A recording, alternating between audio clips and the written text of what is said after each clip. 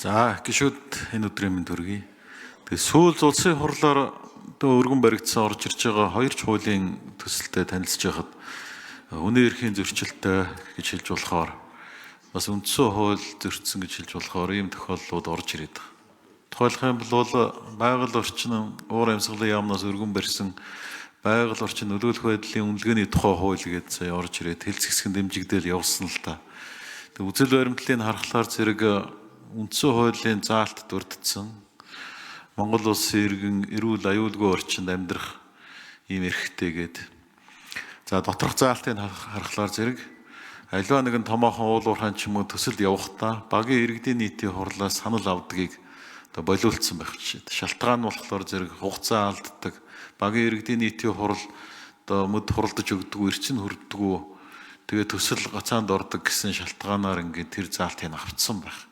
Уг нь бол одоо тэр малчтын тэр суманд амьдарч байгаа хүмүүс эрүүл аюулгүй орчинд амьдарч байгаа юугүй юу, ямар одоо сөрөг нөлөөл байна уу гэдгийг тэр улсууд л мэднэ л. Тэгээ багийн иргэдийн нийтийн хурлаар одоо хэлцээд энэ төсөл дээр санаа оноогоо яриад ингээд тогтоол гаргаад өгдөг. Тэгээ энийг хасцсан хууль орж ирж байх юм. Бас нэг кейс байгаа тосгоны эрх зүйн байдлын тухай хууль нэг жилээр ингээ хоошч сая 6 сарын 1-ээс эхлээ хэрэгжих ёстой байсан. Тэгээ шалтгааныг сонсголоор үндсэн хуультай зөрчилдөж байгаа маа газрын асуудлаар гэдэг юм. Тэгэхээр яхаараа ч үндсэн хуультай зөрчилдсөн хуулийг ингээд оруулж ирээд улсын хурлаар хэлцээд хойшлуулад ингээ явж идэв. Үндсэн хууль зөрчсөн гэдгийг энэ ямар баримт нотлогоогоор хэлээд байгаа юм. Нөгөө талаар бас тэр хуулиа хойшлуулах болсон шалтгаанаа тайлбарлахдаа бэлтгэл ажил хангагдаагүй гэдэг. Энэ хуулийн чинь бэлтгэл ажил хангагдаагүй арай амжихгүй байна. Наатаха хойшлуулгээ дахиж хууль гаргаад ингээд яваад байж болж байгаа юм уу?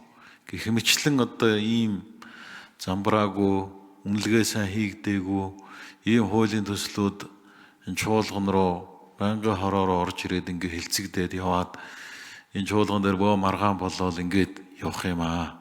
Тийм учраас энэ асуудлуудыг одоо хаана үнэлгээ, дүн шинжилгээ хийж өж наашаа оруулж ирж байгаа юм.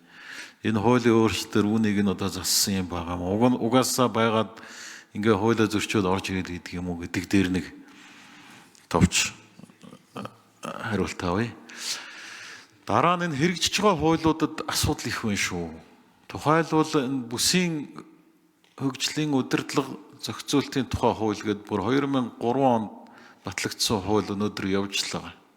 Тэгээ аль хэдийн цаг үеэ илээч гисэн ийм хуулиуд ингээ өнөөдрийг хүртэл явж идэг. Тэгээ орчин үе цаг үетэйгээ нийлхэ болцсон. Ийм хуулиуд өнөөдөр явж байгаа юм. Нөгөөтэйгээр ашиглалтын тухай хууль 2006 оноос хойш 11 удаагийн нэмэлт өөрчлөлтөөр 300 одоо нэмэлт өөрчлөлт ямар нэгэн хэмжээгээр ороод утгаа алдсан. Нэг хууль байж байгаад 10 хууль болоод ингээд салаад задраа явцсан. За хуулинд нь одоо дүн шинжилгээ хийгээд үзэхлээр зэрэг 267 давхардал одоо бусад 9 хуультайгаа ингээ ашигт малтомлыг зохицуулсан, харилцааг зохицуулсан хуультайгаа 267 давхардалтай, 150 хийдэлтэй, 150 зөрчилтэй ийм хуулиуд одоо өнөөдөр ингээд явж байгаа. Бүр нэг анхныхаа тэр үзэл баримтлал зорилго чиглэл утгаа алдсан хуулиуд явж байгаа. Тэгээ эднийг хаанаас бас дүн шинжилгээ хийж одоо энэ хуулиа өөрчлөхгүй болохгүй болсон байна гэдэг имийг одоо хаанаас үнэлгээ хийж явж байгаа. Тэг өнөөдрийн хүртэл эдгээр нь хэвээрээ ингэж явж байгаа юм уу? Харилцаагаа зохицуулж чадхаа болцсон. Цаг үеэс хоцорч ийм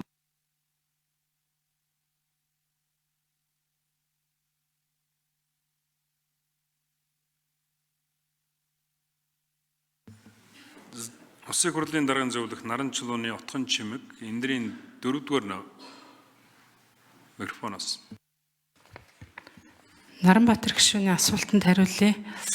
Хуулийн хэрэгжилтийн асуудлаар энэ хууль тогтоомжийн тухай хуулийн төсөлд нэг 2 чухал заалт орсон байж байгаа. Одоо хүчин төгөл дээр үйлчилж байгаа хуулиар бол 5 жил болсон бол заавал хэрэгжилтийг үнэлж явах ёстой байж байгаа. Гэхдээ түүнээс наан бол бас үнэлэх боломжтойгоор ийм зохицуулт байгаа.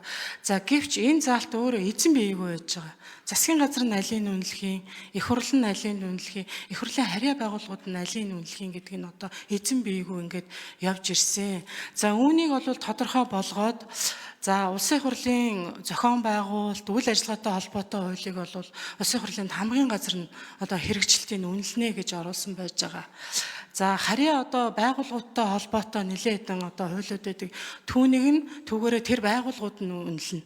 За үүнээс бусад одоо хуулийн хэрэгжилтийг хамгийн одоо цаад тал нь 5 жил одоо тутам наан мэдээж үнэлж болно. Засгийн газар бол үнэлэхээр ингэж одоо эзэн биетэй болгосон байгаа. За энэ одоо үнэллээ гэхэд дата өөрөө бол маш одоо тархаа боторхой байдалд одоо байж байгаа өнөөдөр. За тухайлбал яамдууд одоо датагаа үнэлсэн хэрэгжилтийг үнэлсэн байлаа гэхэд тэр тайланг хаанаас олох нь бол өөрөө бас ойлгомжгүй байдаг. Тэгэхээр энийг бол хууль хэрэгжснээр цаашид Legal Info гэдэг энэ одоо эрх зүйн мэдээллийн нэгдсэн одоо сайт дээр тухайн хуулийн хэрэгжилтийг үнэлсэн бол тайланг нь тухай бүр нь одоо хуулийнхын дэргэд байршуулж байх, энэ олон нийтэд нээлттэй байх энэ зарчмыг хангаж энэ заалтууд бол орсон байж байгаа. За энэ хуулийн одоо хийдэл юуны хувьд одоо ярьж байна. Энэ бол бас хуулийн төслийн одоо үр нөлөөний судалгаа, хэрэгжилтийн үр дагаврын одоо судалгаануудаар ингэж одоо бас гарч ирэх боломжтой. Ер нь их хурлын гишүүд хууль тогтоох ажиллагааг хэрэгжүүлж яхад за нэмэлт материал, судалгаанууд өөрөө маш олон талын одоо оролцоог одоо хангасан бодиттой ийм чанартай судалгаанууд орж ирж явах ёстой гэдэг үндсэн дээрээс энэ одоо судалгаануудад бас энэ босхын чанарыг ахиулах энэ заалтууд бол бас орсон байж байгаа. Нанздын Наранбаатар гишүүн нэмж тодруулъя.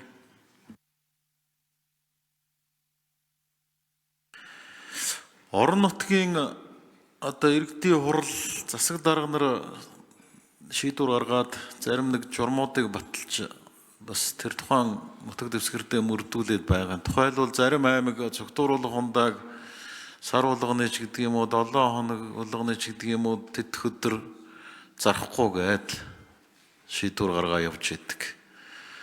За мөн одоо зарим аймагуд нь ВЭФ тамхиг одоо манай аймгийн нутаг дэвсгэрт зарж борлуулахыг хориглоно гэж ингээд шийдвэр гаргаад явж идэг. Тэгээ төсвийн тухай хууль ингээд яриад явхлаар зэрэг манайх одоо нэгдмэл улсаа. Холбооны улс биш ээ.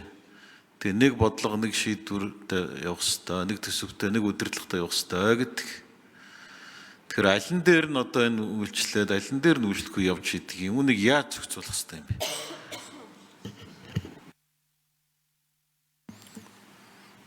За Одсорнгийн Номын Чимэг гишүүн асуултанд хариулна.